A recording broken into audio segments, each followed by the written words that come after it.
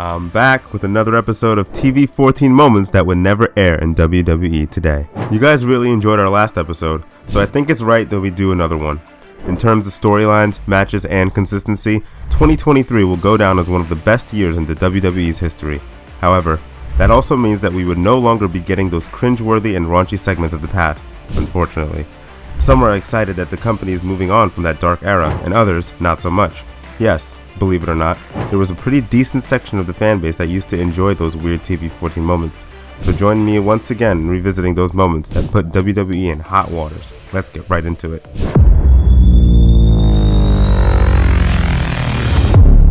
Shawn Michaels is in a tag team with who? The Heartbreak Kid was such an excellent performer. If you grew up watching him, you know what I'm talking about. He brought out the best in his opponents and made them look like $1 million. But can you say the same about Vince McMahon when he was feuding with Shawn all the way back in 2006? After defeating Vince at WrestleMania 22, Shawn was set to face Vince and Shane McMahon in a tag match at the Backlash pay-per-view. The only problem was that Vince chose Shawn's opponents, and who did Vince choose? God. Yes, I'm not lying. Vince knew that Shawn was a religious man, and the evil man thought that bringing religion to this whole feud would be a great idea. Things got even weirder when both McMahons decided to visit a church for a segment on Raw. Vince didn't hold back at all. Vince mocked the holy water on the baptism stand by almost washing his hands with it.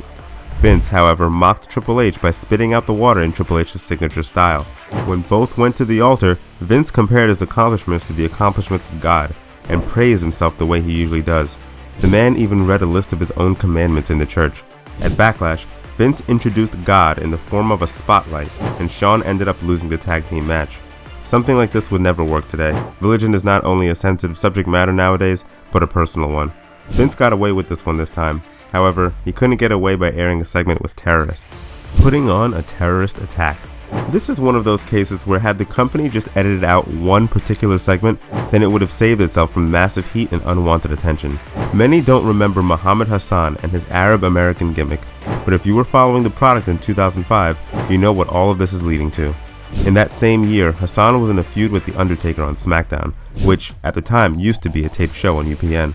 The episode that was being taped on the 4th of July witnessed Hassan ordering a group of men dressed in black shirts and ski masks to attack The Undertaker.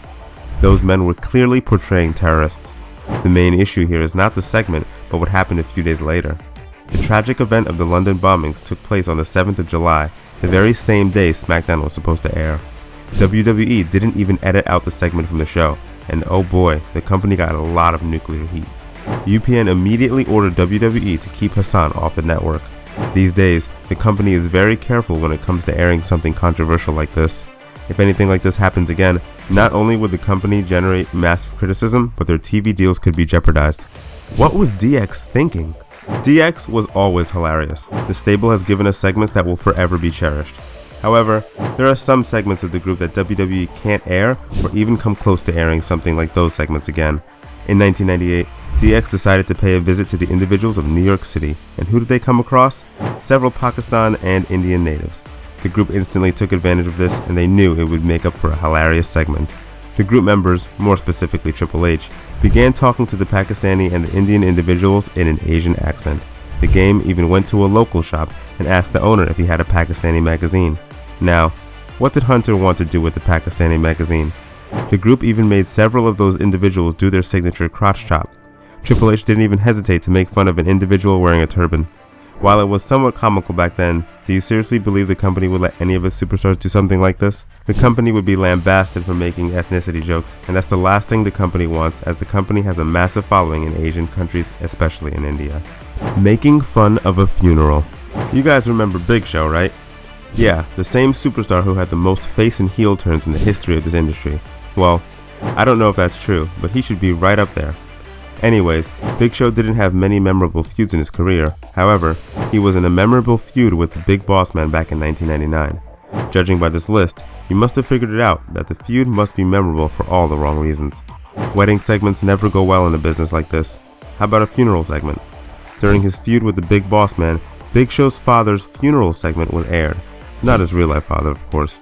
The segment saw the Big Boss Man invading the funeral, attaching a chain to the coffin, and stealing it. Even Big Show got dragged along with the coffin as he held onto it. I don't think I need to explain why something like this won't work today. Do you think WWE would get away with berating a funeral, even if it's a scripted show? I don't think so. Mark Henry and Sammy. Why did someone of Mark Henry's stature adopt the gimmick of a ladies' man? He was always meant to be an indestructible force, and this was the best the company came with in the initial years of his career. On top of that, they began calling him sexual chocolate. Anyhow, in 1999, Mark began going after Chyna, and he wanted to impress the women. Chyna, however, introduced one of her friends to Mark. Her name was Sammy, and Mark began dating her. Little did Mark know that there was a huge surprise waiting for him at the end. Chyna later humiliated Mark by showing a tape of him getting a little cozy with Sammy. Things took a huge twist when Mark found out that Sammy was actually a man. Mark got so disgusted that he ended up throwing up. Yes, a rivalry that involved a transvestite. Do you think WWE would do something even remotely close to this in today's day and age? Not with today's crowd. Now it's your turn. What's the most outrageous TV-14 moment you've ever seen in WWE? Let us know in the comments below, and if you enjoyed today's video, make sure to subscribe for more.